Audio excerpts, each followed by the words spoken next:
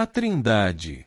Procuremos compreender agora como veio o homem à existência em meio deste maravilhoso sistema de planos da natureza. Ao tratar de tema semelhante, vemo-nos obrigados a entrar nos domínios da teologia, não para buscar nela teorias ou opiniões piedosas, mas unicamente o que constitui um fato científico.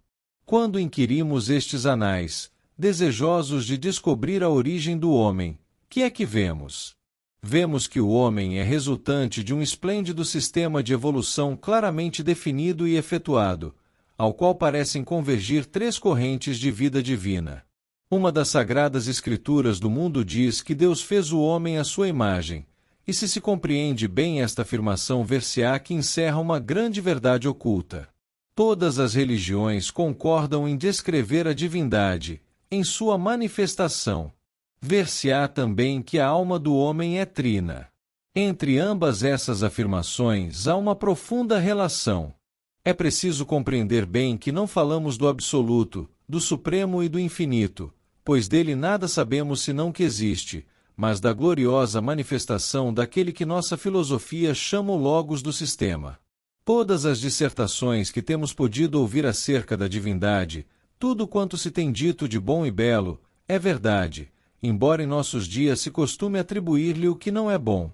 Aqueles que pretendem adorá-la, atribuem-lhe frequentemente os seus próprios vícios, e ainda cometem o sacrilégio de acusá-la de ciumenta, colérica, vingativa e cruel. Uma blasfêmia tão abominável pareceria menos odiosa nos lábios de um selvagem da África Central, que não pede um conceito diferente daquele manifestado pela cólera e alteração do sangue. Mas as pessoas que se creem civilizadas não merecem a menor desculpa, e os que acusam deste modo o promotor de toda bondade e de todo amor, cometem um crime cujas tristes consequências são incalculáveis. Mas todo o bem que temos ouvido dizer de Deus, o amor, a sabedoria, o poder, a paciência, a compaixão, a onisciência, a onipresença e a onipotência, tudo isto e muito mais ainda, é certo no que se refere ao Logo solar, pois em verdade nele temos a vida, o movimento e o ser.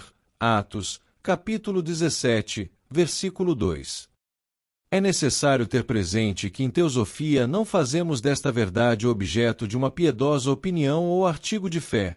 Para o investigador clarividente é certíssima a existência deste excelso ser. Não é que determinado desenvolvimento do homem o possa conduzir a vê-lo cara a cara, e sim, que desde o momento em que estudamos a vida nos planos superiores, nos satura totalmente a indiscutível evidência de sua ação e de seu plano. Tal como se manifesta em sua obra, o Logo solar é trino, sem dúvida. 3 é, contudo, uno, como desde longo tempo nos tem ensinado a religião. Nas antigas fórmulas da Igreja há muito sobre este ponto.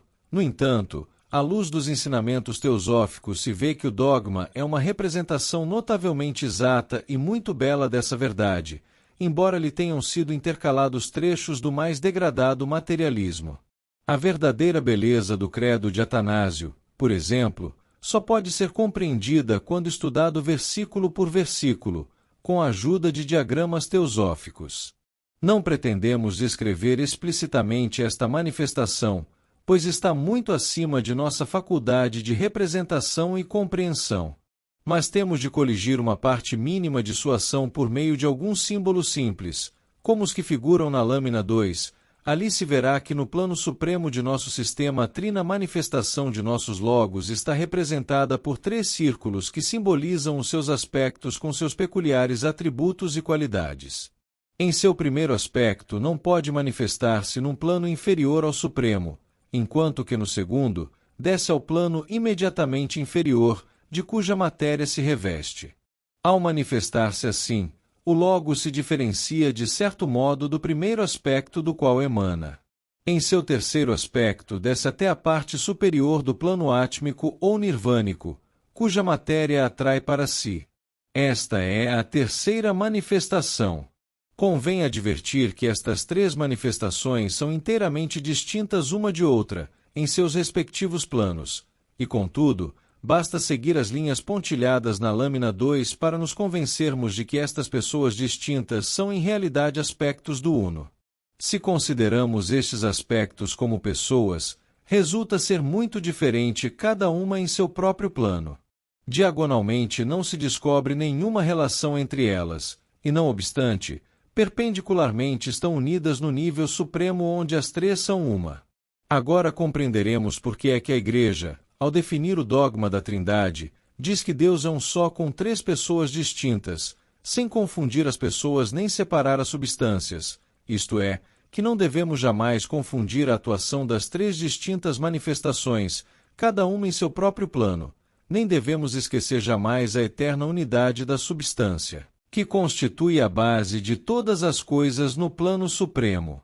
É sumamente útil conhecer o verdadeiro significado da palavra pessoa, a qual deriva das duas palavras latinas per e sonus, aquilo por cujo meio se transmite o som. Posteriormente se estendeu o seu significado à máscara que usavam os atores para representar o seu papel.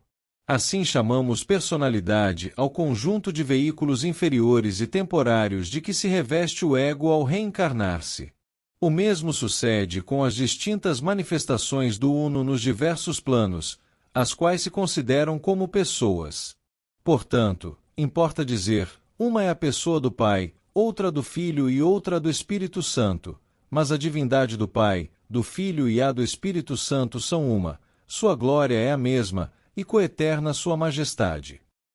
Ainda que as manifestações sejam distintas em seu próprio plano, e cada uma pareça inferior à precedente, basta observar o plano supremo para compreender que na Trindade não há anterior nem posterior, nem grande nem pequeno, senão três pessoas iguais e coeternas.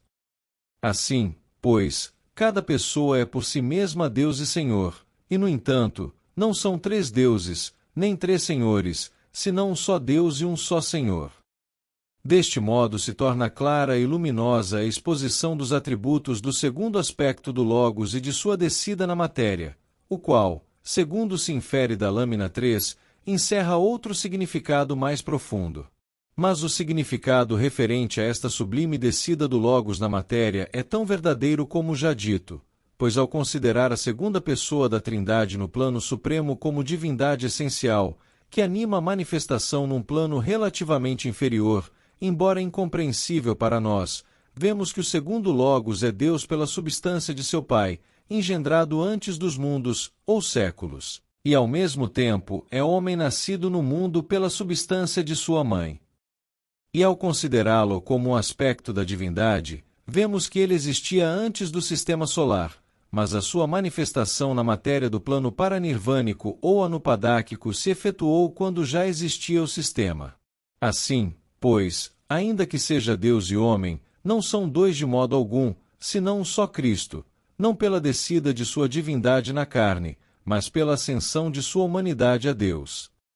É um só pela unidade essencial e por sua gloriosa virtude de elevar com ele tudo quanto adquiriu ao descer a matéria inferior. Mas isto concerne mais essencialmente a sublime e divina descida representada na lâmina 3. O cisma mais profundo da Igreja cristã foi o da divisão dos ramos do Oriente e do Ocidente, nas igrejas grega e romana. Embora considerações políticas e econômicas houvessem influído neste cisma, a razão doutrinal que serviu de pretexto foi a suposta corrupção da verdade, realizada no Concílio de Toledo no ano 589, com a introdução no credo da palavra filioque. Assim se resumia a questão: procede o Espírito Santo só do Pai, ou do Pai e do Filho? No interesse da unidade da Igreja, teria sido mais conveniente prescindir de uma questão tão especulativa e tão afastada de todo conhecimento. Mas a controvérsia teológica é sempre mais inflamada nos problemas mais intrincados, menos importantes e de menor interesse. Nosso diagrama permite ver o fundo da questão. Além disso, ensina que ambos os antagonistas tinham razão, e se houvessem compreendido o problema que tanto discutiam, não teria ocorrido o cisma. A Igreja Romana sustentava, razoavelmente, que não podia haver manifestação de um poder que, pertencente a um plano supremo, se manifestasse no terceiro plano sem deixar pegadas de sua passagem no segundo, e assim afirmava que o Espírito Santo procedia do Pai e do Filho. Por outro lado, a Igreja grega se atinha absolutamente à distinção das três manifestações, e com razão protestava contra a processão da primeira manifestação através da segunda. Isto poderia ser representado em nosso diagrama por meio de uma linha diagonal traçada através da primeira, segunda e terceira manifestações. Em termos teológicos, chama-se processão do Espírito Santo a eterna manifestação do Espírito Santo, procedente do Pai e do Filho. Ilitré, dicionário.